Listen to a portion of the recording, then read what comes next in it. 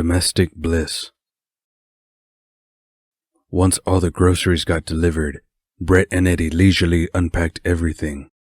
Brett wiped out the cupboards with the surface spray, whilst Eddie washed the plates and things they bought. The glasses had huge white stickers on the bottom that was just not budging.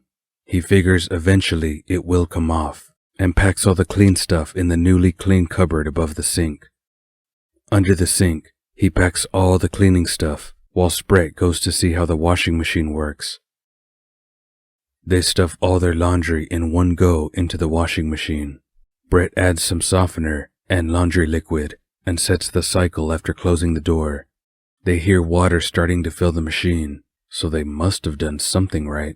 The cycle shows 60 on a little electric screen, so presumably the cycle takes 60 minutes.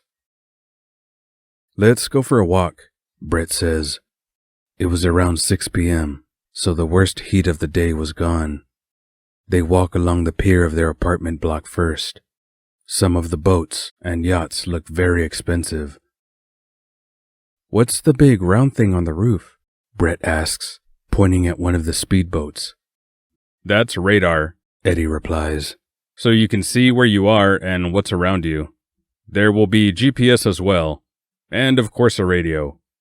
"Wow, boats are almost as complicated as modern cars now," Brett says as they reach the end of the pier.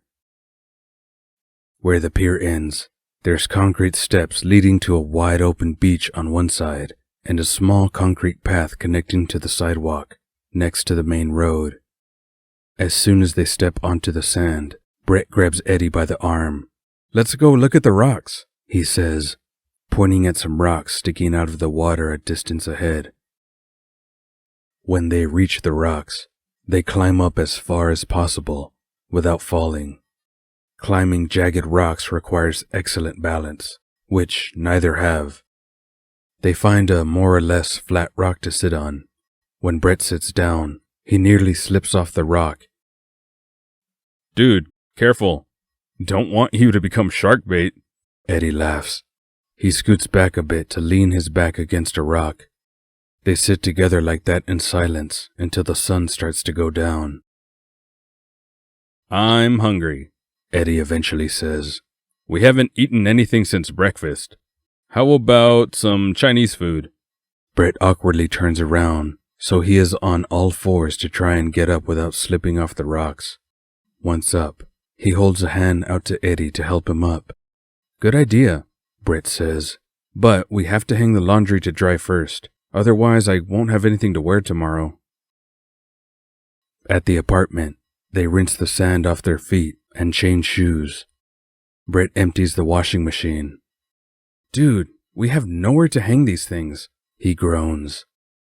Eddie helps him to hang some stuff over the side of the bath and the chairs in the bedrooms. "I guess that's something for the next shopping trip," Eddie says as he stares at the bundle remaining in his hands. They carefully spread them out on the bedroom floors, hoping for the best by morning. They find a nice restaurant at the shopping mall near them. It's not really Chinese food, more of a fusion thing. They sell stir fries and some rice dishes, but they also have sushi, burgers, and a few Indian dishes. "This is typically South African," Brett explains. "The cultures have integrated so well over the years that there's no exclusive cuisines anymore. I don't mind," Eddie says with a smile. "We can try something different on the menu every time we come here." They each pick something from more than 50 items in the menu. The food was excellent. They sat talking about the music they have to practice. Eddie opened the sheet music on his phone, and they were both surprised at how long it was. They decide on a part they could play together. Eddie will play first violin, and Brett second. It will make practicing together easier, and if they can audition together, it will help with the nerves.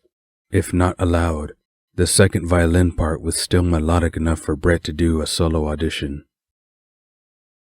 When they return to the apartment, Eddie carefully takes the violins from the TV stand and puts them on the floor. Then, he drags the TV stand up to the couch. "Movie?" he asks. "We don't have a TV," Brett says.